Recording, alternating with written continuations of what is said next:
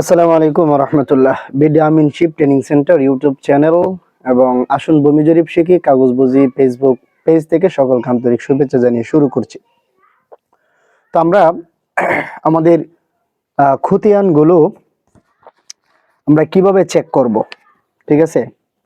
তো আমরা আমাদের খতিয়ানগুলো অনেক সময় অনলাইন থেকে চেক করার প্রয়োজন হয়।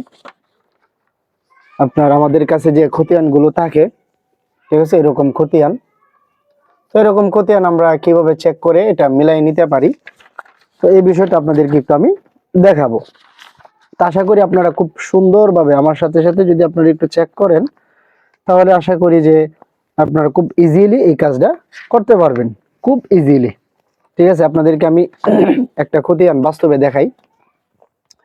এই যে আমার হাতে একটা খতিয়ান আছে, দেখেন এটার খতিয়ান নাম্বার হলো 1078। ঠিক আছে, এখানে আপনার 2-3 জন এদিকে মালিক আছে, তাদের সংখ্যাটা হলো এখানে আপনার 7 শতক জায়গা। তো এটা এই খতিয়ানটা আমরা বের করি খুঁজে। এই খতিয়ানটা আমরা অবশ্যই খুঁজে বের করব, দেখি আমরা পাই কিনা। এটার যে এল নং হলো আপনার এই যে দেখেন 228। ঠিক আছে, তো আমরা এটা এখন খুঁজবো। তো কিভাবে খুঁজতে হয় আমরা সরাসরি দেখি। তো আমরা প্রথমত এই যে এখানে আপনার একটা লিংক আছে, এটা হলো land.gov.bd। এটা আপনি যে কোনো জায়গা থেকে বা আপনি যে কোনো একটা ব্রাউজারে গিয়ে যদি আপনি এখানে এটাকে যদি পেস্ট করেন বা লেখেন, তাহলে কিন্তু আপনি একটা ওয়েবসাইটে ঢুকে যাবেন। হ্যাঁ, সরকারি ওয়েবসাইট, এখানে ঢুকে যাবেন। তো ঢোকার পরে আমরা খুঁজে বের করব।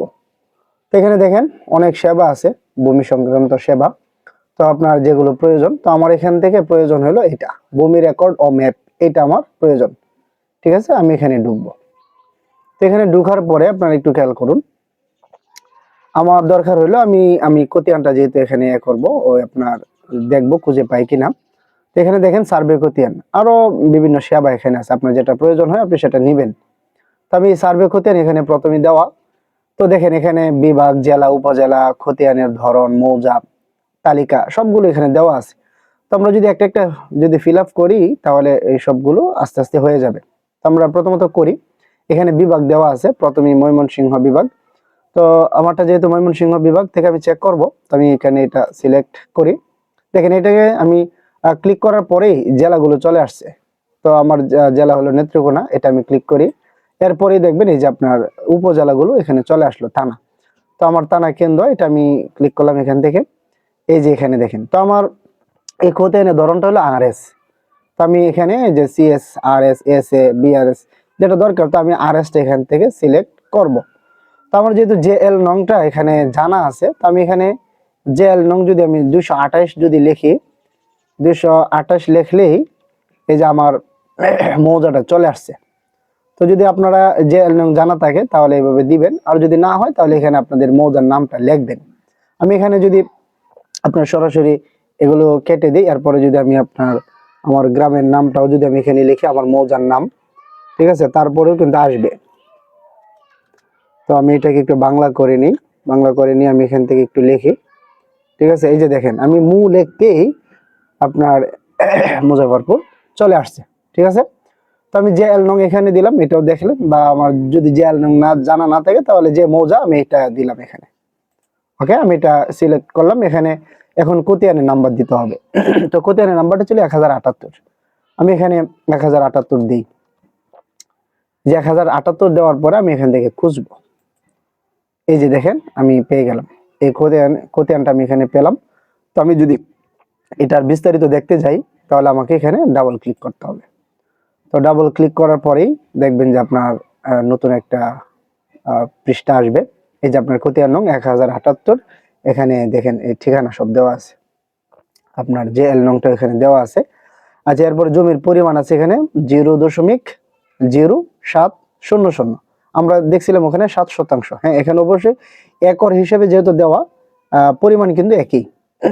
তো আমরা এটাকে ক্যালকুলেটর করি, আমরা এটাকে শতাংশে কনভার্ট করি। তো আমরা শতাংশে যাই।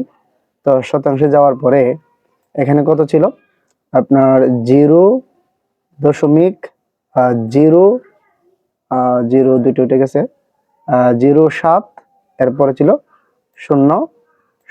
তো এটাকে আমাদের গুণ করতে হবে 100 দ্বারা, কারণ যেহেতু এটা একরে আছে তো একর থেকে আমাদের শতাংশে নিতে হবে, এই কারণে আমরা 100 দ্বারা গুণ করব। তো 100 1 2, এই যে 100 হয়ে গেল। এখন আমরা এটাকে সমান সমান দিই, এই যে দেখেন 7% জায়গা হয়ে গেছে। তো আশা করি বিষয়টা আপনারা খুব ইজিলি আপনারা যে কোনো একটা পপ আপে গিয়ে বা কি বলে যে কোনো একটা ট্যাবে গিয়ে বা যে কোনো ব্রাউজারে গিয়ে যদি আপনি ওই এটা লেখেন, তাহলে কিন্তু এই সাইটগুলো চলে আসবে। ঠিক আছে, এই সাইটগুলো যখন চলে আসবে তখন আপনি যাবেন, ঠিক আছে, এই যে এইভাবে চলে যাবেন ভিতরে গিয়ে আপনি এখান থেকে কাজগুলো আপনার করবেন, যেগুলো প্রয়োজন সবগুলো ইনশাল্লাহ করতে পারবেন।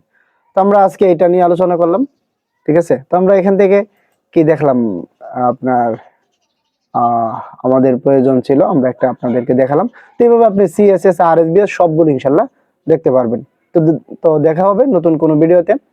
আর এই রিলেটেড ভিডিও যদি আপনারা আরো বেশি চান তাহলে অবশ্যই আমাদেরকে কমেন্ট করে জানাবেন, আমরা ইনশাল্লাহ আপনাদেরকে দেওয়ার চেষ্টা করব। তো ভালো থাকবেন সকলেই, আসসালামু আলাইকুম ওয়া রাহমাতুল্লাহ।